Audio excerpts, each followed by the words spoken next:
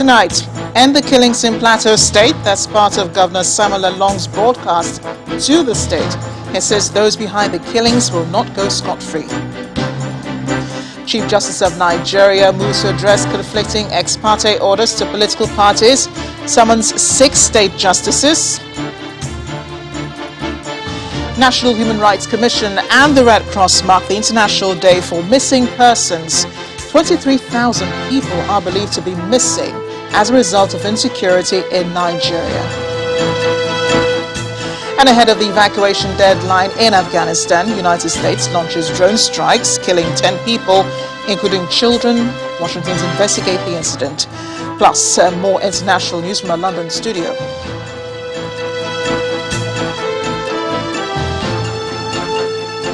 On business news tonight, Central Bank of Nigeria chooses technical partner to execute digital currency project.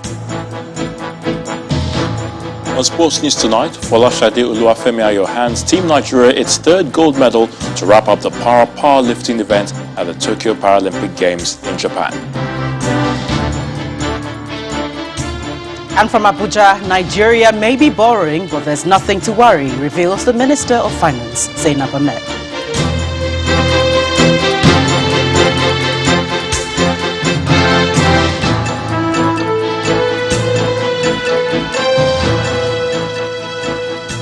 We begin tonight with a new resolve by the Plateau State government to deal with the insecurity situation in the state. Earlier today, in a statewide broadcast, Governor Samuel Along announced the 24-hour curfew imposed on the state had been relaxed from 6 p.m. to 6 a.m., while that of Bassa and Jos South have been reviewed from 10 p.m. to 6 a.m. until further notice. He also assures that those behind the killings in Jos North, Jos South, and Bassa local government areas of Plateau State would face the wrath of the law. My dear citizens of Plateau State, it's not the kind of address that leaders like to make, but the violence in Plateau State has forced the Plateau State Governor, Simon Lalong, to face the cameras to reassure residents that the government is doing all it can to bring an end to the attacks in Jos North, Bassa, Riom, and Burkin Ladi local government areas. As a result of these occurrences, I convened a high-level stakeholders meeting where traditional, political, community, and religious leaders gathered to brainstorm on how to bring an end to this cycle of violence. Thereafter, I held separate meetings with the leaders of Irigwelan as well as Fulani community to further engage them on lasting solutions to the protracted conflict within the area. The residents have not been quiet. A protest by youths last week gives an indication into the anguish families feel over the loss of their loved ones. An unfortunate reality that saddens the governor.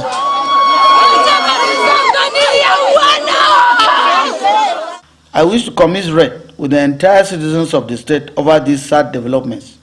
I particularly extend my deep condolences to the families of those who lost their loved ones, as well as those who sustained injuries and lost properties during the carnage.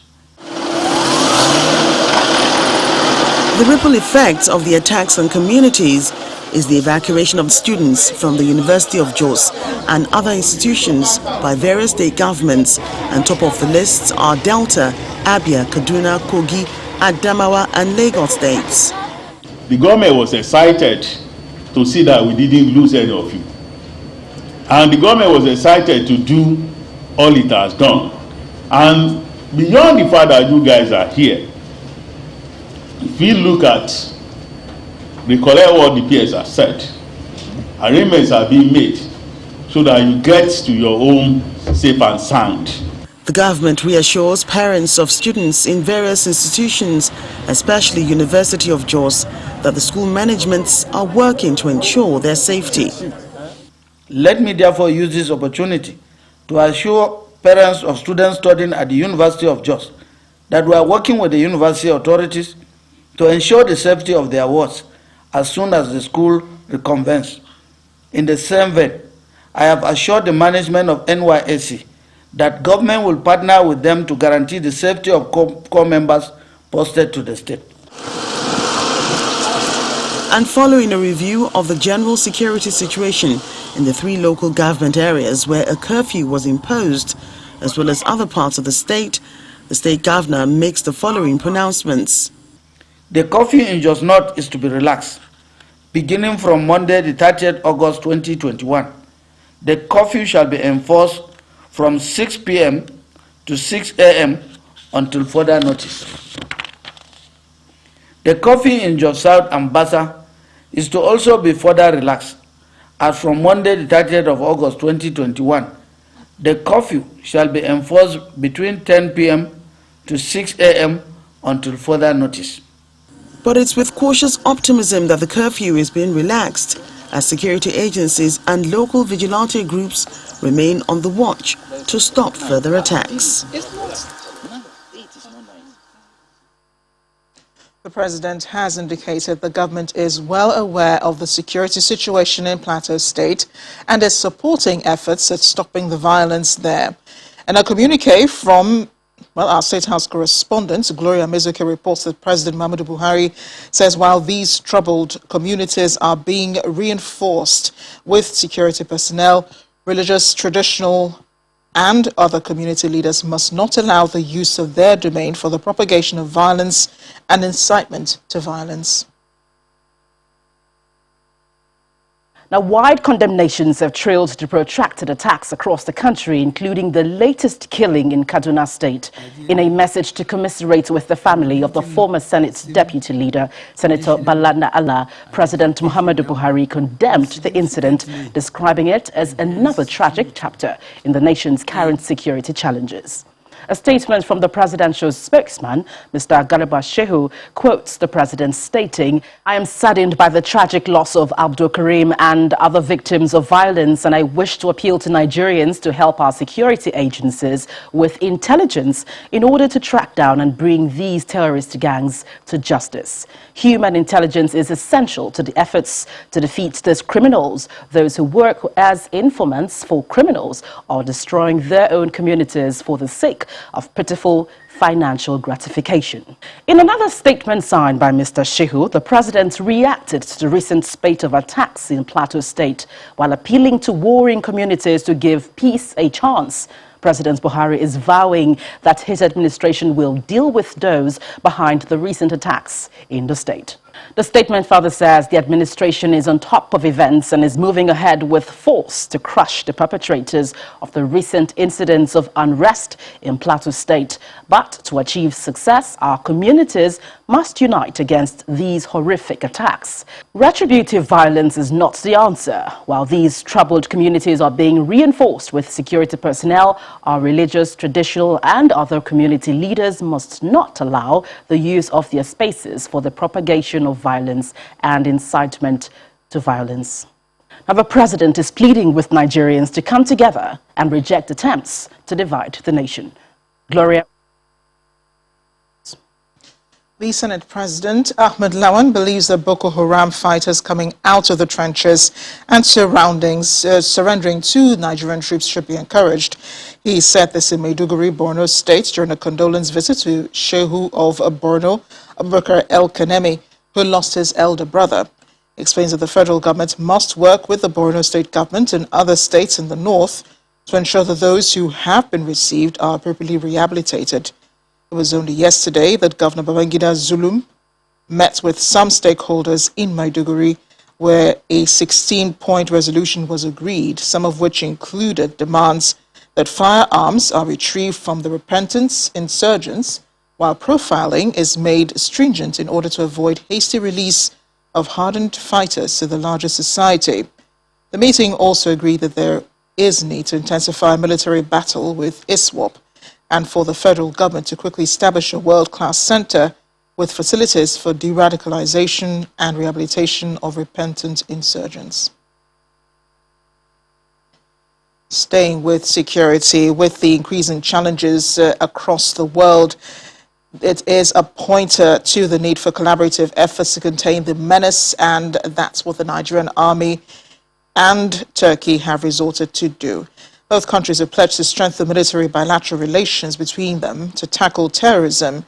This was made known today when the Turkish ambassador to Nigeria, Ambassador Hidaye Berakater, paid a courtesy call on the Chief of Army Staff, Lieutenant General Farouk Yahya, at the Army headquarters in Abuja. Ambassador Berakater explained that, like Nigeria, Turkey is confronted with challenges of insecurity, pointing out that a collaboration of both countries will curtail the activities of terrorists in their countries. In his response, the Chief of Army Staff viewed the visit as an opportunity to further enhance the existing cordial relations between the two, especially with land forces of Turkey. General Yahya further stated that the relations between the two countries will bolster the capacities of the armies through sharing of intelligence and operational experience. Meanwhile, disturbed by the conflicting court orders given by High Court judges, the Chief Justice of Nigeria, Justice Tanko Muhammad, today summoned the Chief Judges of Rivers, Kebbi, Cross River, Anambra, Jigawa, and Imo states for an emergency meeting to explain the current situation. In the last couple of days, different blocs in the People's Democratic Party had secured court orders restraining the party chairman and the acting chairman from occupying the chairmanship position at separate times. As part of the invitation letter reads, my attention has been drawn to media reports to the effect that some courts of coordinate jurisdictions were granting conflicting ex parte orders on the same subject matter. It has become expedient for me to invite you for a detailed briefing on the development. Channels Television also gathered that the meeting between the CJN and the heads of courts concerned is a prelude to a larger NJC meeting likely to hold next week. The leadership of the judiciary is said to have been embarrassed at recent developments, and the meeting is part of measures to stem the tide for a larger council deliberation. We're staying with the judiciary in Nigeria. The Nigerian Bar Association has been concerned also about the recurring trend of contradictory court decisions and orders amongst court of coordinate jurisdictions arising from ex parte applications by politicians. A statement signed by the president of the association, Mr. Olumide Akpata, calls this trend a dangerous one and an example of the kind of orders that invoke memories of dark spots of the military era. According to a statement he sent, the NBA will continue to stay away from political ramifications and machinations involved in these matters. It is evident that these developments in our courts are antithetical to the actualization of a just society and an independent judiciary that we all aspire to. It adds that the court orders run contrary to everything we teach and hold dear as a professional body. Indeed, these aberrations do not but bring the judiciary and entire system of administration of justice to ridicule, and certainly erode the authority of the hallowed offices that our judicial officers occupy. In conclusion, the statement reads, the NBA is a prime defender of the integrity and independence of the judiciary, and so cannot and will not be spectator whilst the hard-earned democracy is threatened. For the former Minister of Justice, Dr. Kanu Agabi, another area of worry is the abuse of court process, the respect for rule of law and human rights. According to him, the life of every citizen must be considered important and their rights guaranteed in accordance with the law. The former minister made the submission today during the 2021 Law Week of the Nigerian Bar Association, Abuja branch. In our country, power is everything, wealth is everything, and life is nothing. And that's why you have chosen to speak about human rights, about insecurity. Our profession, the legal profession, is the profession of the Good Samaritan. That's what it is. And we are not going to despair. I remember the story of the little bird that resolved to dry the sea to recover her eggs. This little bird laid her eggs by the seashore, and the waves came and swept the eggs into the sea. Little bird came and pleaded with the sea to give up her eggs, but the sea would not. And that little bird resolved to dry the sea to recover her eggs. That's where we are. The eggs of our morals have been swept into the sea. The eggs of our security have been swept into the sea. We are not going to despair. This problem that we have is a problem of just a few people. In part two, after the break, civil societies in Edo State kick against state government's vaccination order, issue 7-day ultimatum to Governor Godwin Obaseki to rescind the decision. Do join us again.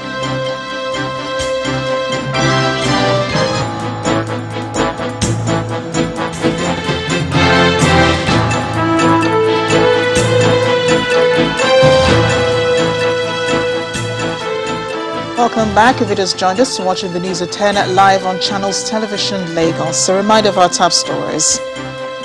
Governor Samuel Lalong calls for an end to the killings in Plateau State, insists those behind the recent acts of violence will not go scot-free. Chief Justice of Nigeria summons 6 state justices over conflicting ex parte orders to political parties. National Human Rights Commission and the Red Cross say 23,000 people are believed to be missing as a result of insecurity in Nigeria as the world marks the International Day for Missing Persons.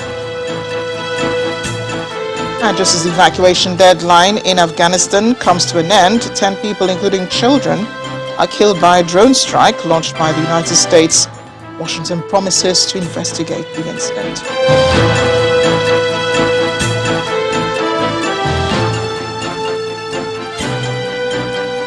The governor of Rivers State, Nyesom Wike, says he is able to achieve all he's doing in the state by prudently managing resources at his disposal and prioritizing the needs of the people. Taking a tour around some of the projects in Obiakpo and Port Harcourt local government areas, the governor assured the people that all projects started by his administration will be completed. A common feature of the present Rivers State government in the past 6 years is the development of infrastructure. From multiple flyovers to adjoining roads, the Governor Nyesom Wike-led administration appears to have stepped up the bar in providing basic amenities for residents. To sustain the tempo, the governor leads foreign contractors from Julius Berger to some roads and flyover project sites for evaluation of the work done so far, while reinforcing his determination to complete all the projects in record time. We must give governance a human face.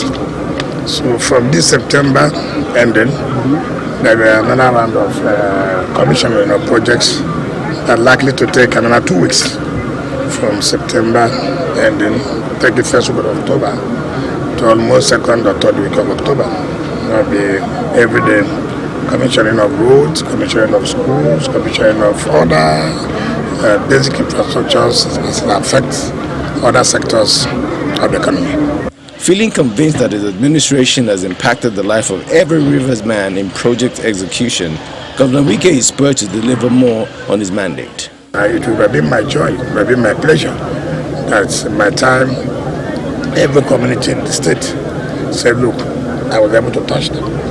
But what again is key, that every local government in this state can say, yes, this government has been able to touch them in one way or the other. When completed, these roads and flyovers will no doubt ease the traffic flow in the Port Harcourt metropolis as well as those of other areas in the state. PZ Cussons Nigeria PLC premium brand Mamador has again shown its commitment to women empowerment by supporting 60 women in achieving their dreams. The company's Director of Marketing, Mrs. Chioma Mbanugo, announced this at the second edition of the Mamador August Women's Meeting, where several women shared their story to encourage others. I could tell you honestly, it's the second edition of the Mamador August Women Meeting, a platform where women from across the country come together to encourage themselves to live their dreams and have a fulfilled life. The women speak about their journey in life and advise others on how to stand out and achieve their dream. One of the hindrances I had to face was stereotypes, being stereotyped. Publishing is not for women. That was the first thing that hit me. I had an accident and I was bedridden, and it was like all is over. Everything is just going to end. And I just said to myself, will you allow this to end your career? Hell no. That's how I went and did an advert for that year. Oh, wow. Mamador brand ambassador and a cancer survivor also have a story to tell, as others also reflect on their experiences. I lost my limb, 20-year-old, second year university, undergraduate, law. As an amputee, there are things that the world sets as the limits. They say, oh, you will not finish school. Oh, would anybody hire you? And wasn't impeded by any of that, getting any gig I have ever wanted in my entire life. The Nigerian woman should know that from obscurity you can move to something, and that the only thing stopping you is you yourself. There's a whole world of possibilities out there. It's limitless. So just make up your mind to achieve what you want to achieve, and the stars, the universe will align with you. This year's edition is about pushing limitless possibilities, to tell an average Nigerian woman that, see, yes, you will face obstacles. Yes, people will say you cannot do it. Yes, you will not have enough money in some cases. Yes, too many things that can stop you, but then nothing can stop you in the actual sense. The message for women here is to break barriers, push beyond their limits, and have a fulfilled life. Students of the University of Lagos have been sharing their experience of resumption following the abrupt shutdown of the school due to confirmed COVID-19 cases found there. They say they're happy to be back and are hopeful to eventually finish their second semester. Few weeks after shutdown, the gate of the University of Lagos is flung open again. The campus is busy now compared to the look some weeks back after the management of the university shut down the school and asked students to vacate their hall of residence after 3 students tested positive to COVID-19. 100 and 200 level students are happy to be back to school after about 7 weeks at home, although it is just for the purpose of writing their second semester examination. It's just like getting back to what it used to be, although a little bit strange because we went from online examination to physical exam. Well, we were just trying to keep up with key points to be able to answer some objective questions, but now we have to write theory. They are taking responsibility for their safety, promising to comply with all COVID-19 protocols. We're complying properly because we understand what COVID can do, so we're trying our best to put on our mask every time, and there's social distancing, even when we're writing and when we're in the halls and everything. So I feel like the school itself is doing a very good job because not everybody is writing exams today, just like some levels. Some other students are engaging in last-minute tutorial and group discussions for the examination, which will last 2 weeks before another set of students come in. So far, the level of compliance to COVID-19 protocols by the students has been commendable. So says Professor Adikbojo Tejumaye, head of Department of Mass Communication. Students are not happy being sent home. You recall they were sent home about more than a month ago. They are not happy. So this time around, when they have resumed, mainly for exam, I want to make you to understand that they are really complying. This is the first physical examinations the students are writing, and they share their experience. From what I've seen, everything seems fine actually. It doesn't, I don't know, again, it's not, the school isn't crowded. There's no opportunity for you to be with too many people at the same time. The school also provided so you could get your vaccine. So that's there, and I think it's free. Being sent home abruptly is one experience the students say they will not like it to repeat itself. And they are doing everything to keep it that way till all exams are written and the school closes on Sunday, September the 26th this year. When the News at 10 returns, Directorate of State Services obeys court, releases 8 aides of Yoruba Nation agitator Sunday Buhari, but holds on to 4. Join us again.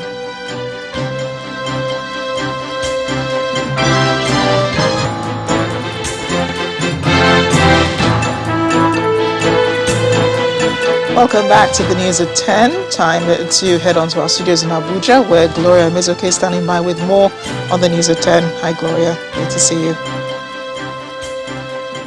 Hello, Amarachi. Now, here in Abuja, there's been more talks about the nation's borrowing profile. Some financial experts may have criticized the federal government on the huge borrowing under this administration. But the Minister of Finance, Budget and National Planning, Mrs. Zainab Ahmed, explains that Nigeria is still borrowing within limits. Making her contribution during a briefing in Abuja today, she listed some of the sectors that contributed to the realization of the 5.01% growth in the nation's gross domestic product for the second quarter of 2021. Buoyed by the recent 5% growth in the nation's gross domestic product, the federal government team, including the Ministers of Finance, Budget and National Planning, are here to give details of the factors that contributed to the rise. The report shows that trade, transportation and insurance sectors played a huge role. We will begin to see the impact on industry, on services, and what that means is there will be more employment to reduce the unemployment levels, and there will be more consumption levels will increase because there will be more funds in the hands of people. It's a gradual process and we will reach our growth aspirations. These assurances then followed by a projection of growth for the end of the 2021 financial year. This will be driven by reforms at both the federal, state and local government levels. So when you look at the GDP, you find that about 90% of it is actually private sector. And so in the arrangement that has been put in place to deal with the plan, it's being actually led mostly by the organized private sector. And what we in government are doing are just facilitating the process so that it's not just seen as a government plan. Overall, I'm hoping that before the end of the year, I think the Nigerian economy should be able to grow above 5%. The government is making the projection despite the nation's debt profile, which the minister insists is sustainable. Going on a Eurobond will show from the 11th of October. So after we submit the budget for the National Assembly, will be going to that. So that week of 11th of October, the week of 11th of October, we will be starting with the roadshow from the Nigerian investors, perhaps maybe meeting with them in Lagos, and then we will now also be meeting with investors in New York and UK. The major economic indicators are trending upwards, indication that the nation's economy is getting out of the COVID-19 crisis. However, Nigerians are hoping that the numbers will make positive impacts in their lives. The National Human Rights Commission is marking the 2021 United Nations International Day of the Disappeared. It is a day set aside to commemorate and comfort their families as well as raise awareness on the challenge. Records by the international community of the Red Cross shows that there are over 24,000 missing people in the country, making Nigeria the country with the highest caseloads of disappeared people in Africa. The 30th of August every year is set aside by the United Nations as a day for the disappeared, and the National Human Rights Commission is marking the day in Abuja to raise awareness on the needs to manage the expectations of family members. In a recent report by the International Committee of the Red Cross, there are 44,000 registered missing people in Africa. Nigeria accounts for 23,000 of these figures. Insecurity in the form of banditry and kidnapping is contributing significantly to Nigeria's rising cases of disappeared. The spate of abductions, kidnappings and forced disappearances by security agencies increased. There is no doubt that the problem with various insurgency groups have exacerbated the problem. It is also sad to know that Nigeria has the highest number of the disappeared in the whole of Africa. It's heartbreaking and it's condemnable. For the National Human Rights Commission, it is even more worrisome that security agencies contribute to the number of missing persons. You will agree with me that our dear country is witnessing increasing cases of missing or disappeared persons, and no part of the country is immune from this. And it is when our law enforcement agents arrest and detain citizens and refuse to communicate this to their families. Emotions run high as relatives of missing persons share their experiences. I lost an elder brother in 2018, and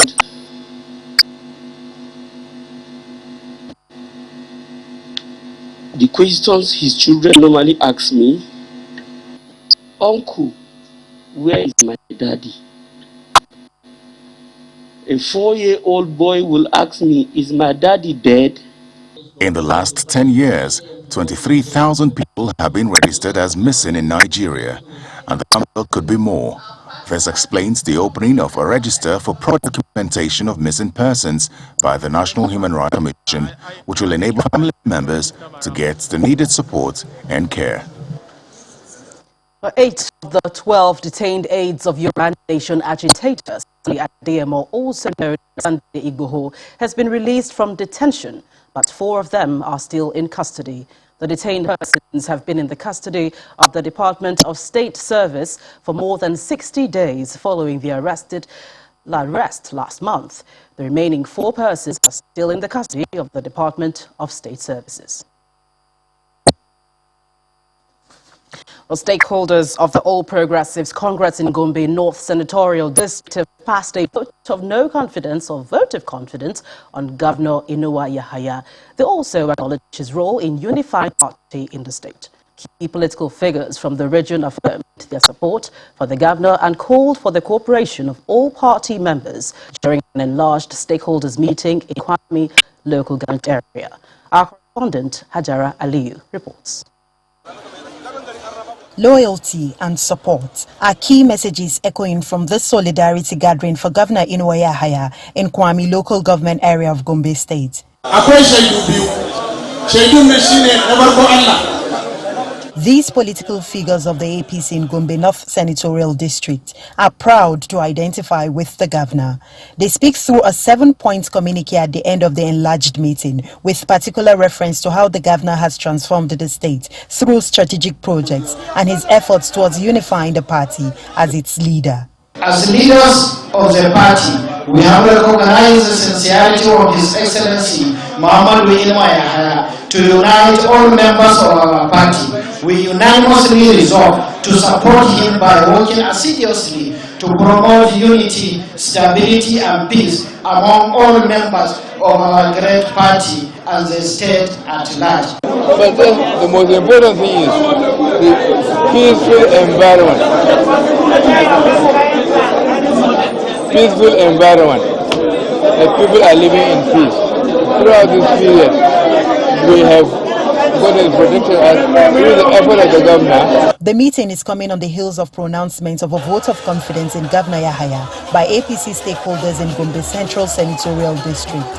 We as a people in this senatorial district felt that we should come together to have this meeting so that we can commend him, so that the whole world will know that we are solidly behind him. The traditional institution in Gombe Central has also given approval by supporting the governor's developmental strides. We deemed it right to appeal to all our politicians to shun the politics of violence, surgery, bitterness, and divisive tendencies among the political class. These stakeholders are making a statement through this gathering that no one should be left in doubt about the unity of the party and that the actions and decisions of the governor has further boosted the confidence of the party in the state.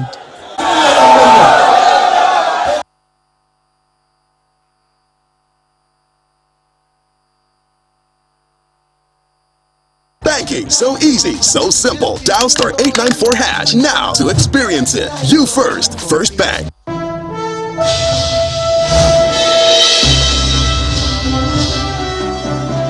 Welcome back to Lagos. Now let's talk business. As part of efforts to improve payment systems in Nigeria, the Central Bank of Nigeria has chosen Bit Incorporated, a global fintech company, as technical partner to execute its digital currency project. According to the CBN Governor, Godwin Emefiele, the selection of Bit Incorporated was based on the company's tested and proven digital currency experience and its platform security, especially in the East Caribbean countries.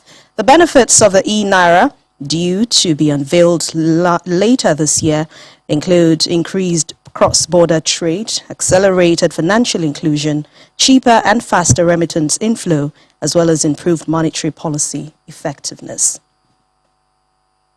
30 years, and that's how long Zenith Bank has been providing banking services in Nigeria.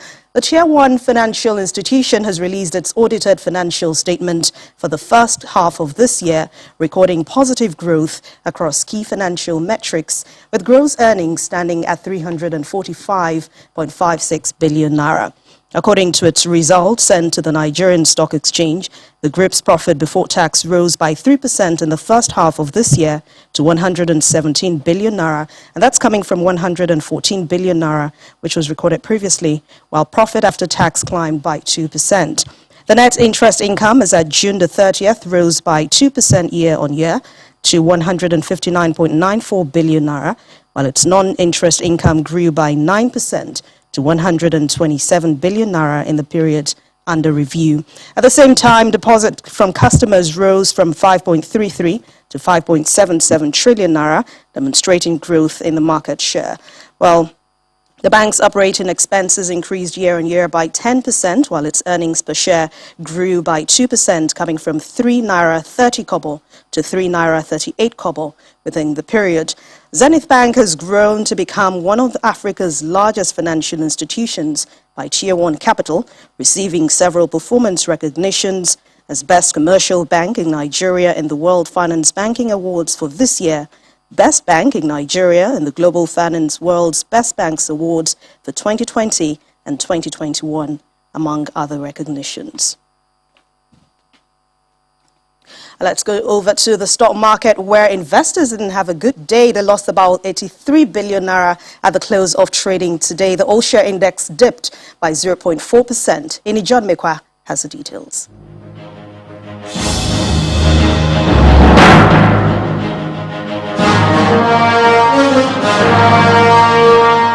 Hello and welcome to the Stock Market Report, where we're starting the trading week with the bear growling. The all-share index shed 0.40% at 39,326.67. Deals were 40% higher than Friday's session at over 4,700. Our value was about 17% lower at about 1.5 billion naira. Now, let's see how the counters fared. Consumer goods was more than 1% up, while the flip side had oil and gas shedding over 1%. Honeywell was a major factor in lifting the consumer goods, and it made top gainers for the day. Its share price was up 10% to close at 3 naira 90 kobo, while the decliners had O&O, obviously affecting the oil and gas counter, while the share price shed 5% to close at 4 naira 56 kobo. Well, that's a stock market report. I'm Ini John Mekwa.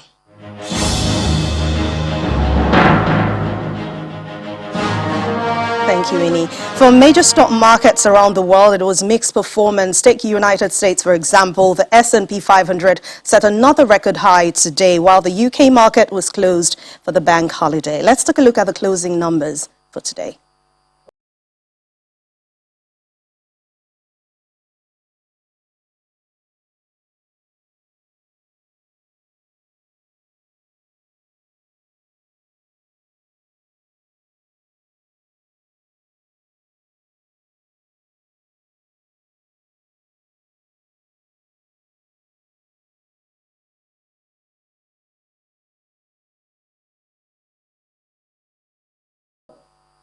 And that's business news for tonight. Thank you for watching. I'm Anne Mwawadu. It's back to you, Amarachi.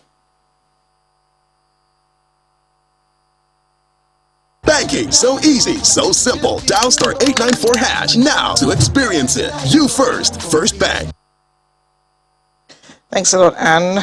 Still ahead on the news at 10, Global Coalition pledges to defeat Islamic State Khorasan as a U.S. launches strikes intercepting rocket attacks in Kabul. We'll have more also from the internet, more international news from around the world. Please stay with us.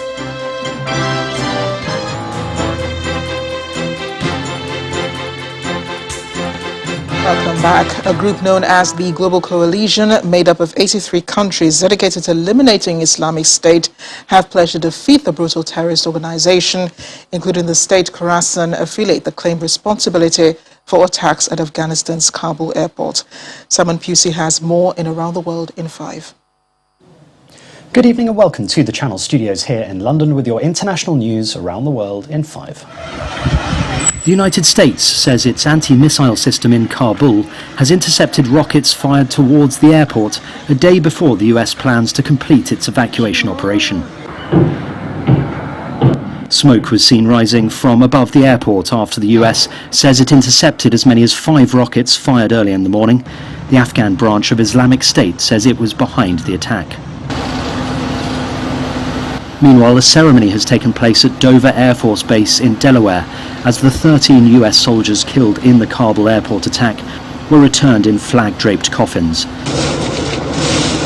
The US city of New Orleans has lost power as Hurricane Ida batters Louisiana. Here, footage shows the roof of a hospital being blown off in Galliano, while video from this home security camera showed water pouring into a beach house in Grand Isle. Power lines were ripped down while trees were tossed around in the 150-mile-an-hour winds. One person was killed when a tree fell on their home in the Baton Rouge area. Ida will test New Orleans' flood defenses, strengthened after Hurricane Katrina, which killed 1,800 people in 2005. Joe Biden said Ida would be life-threatening, with immense devastation likely beyond the coasts. North Korea appears to have restored its Yongbyon nuclear reactor, that's according to a UN Atomic Agency report. Plutonium, which is used for nuclear weapons, is believed to be produced at the reactor's complex. The International Atomic Energy Agency was expelled by Pyongyang in 2009, but relies on satellite imagery to carry out assessments. The watchdog said the reactor has been discharging cooling water since July, suggesting it is operational.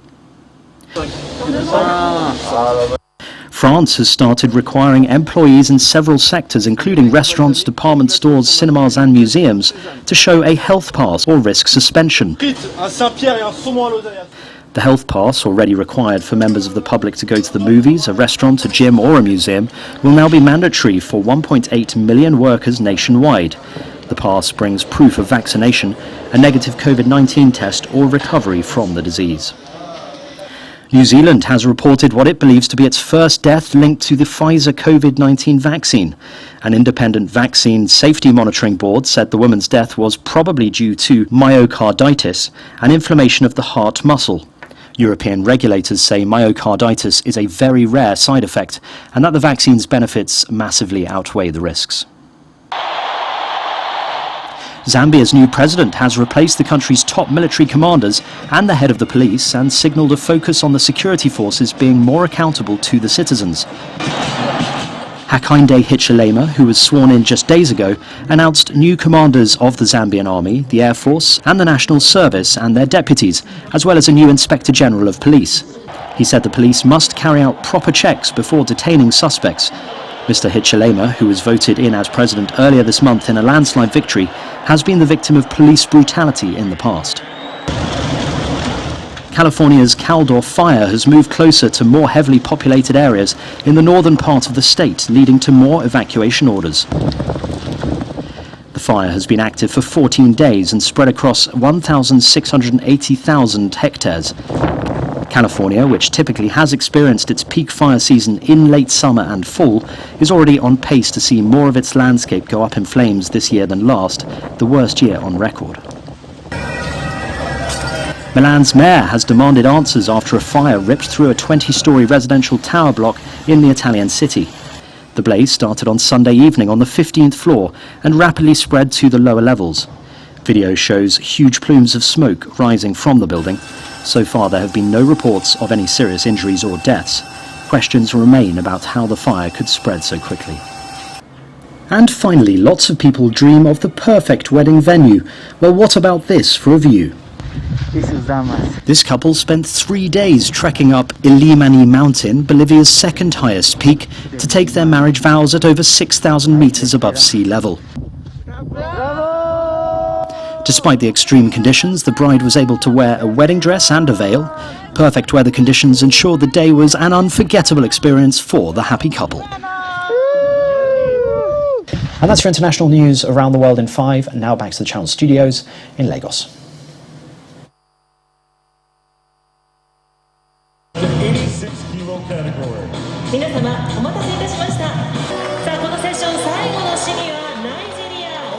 Nigeria's para-powerlifters ended the para-powerlifting event at the Tokyo Paralympic Games with a total of 6 medals, 3 gold, 1 silver and 2 bronze.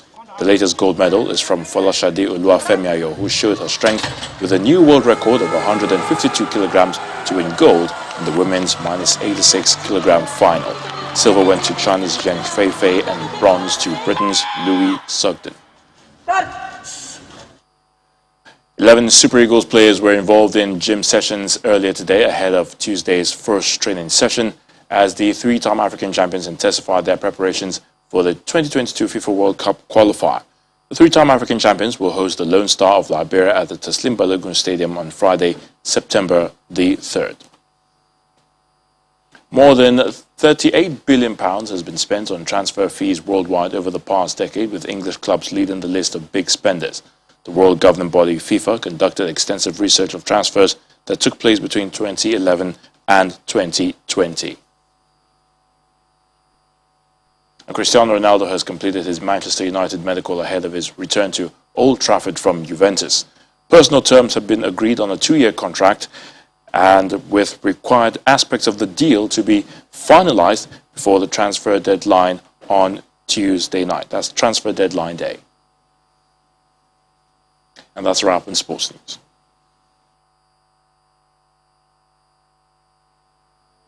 Thanks, Hayatunde. And the main news again. Governor Samuel Along today called for an end to the killings in Plateau State, issued a promise in a live broadcast to apprehend those behind the recent killings of over 30 people.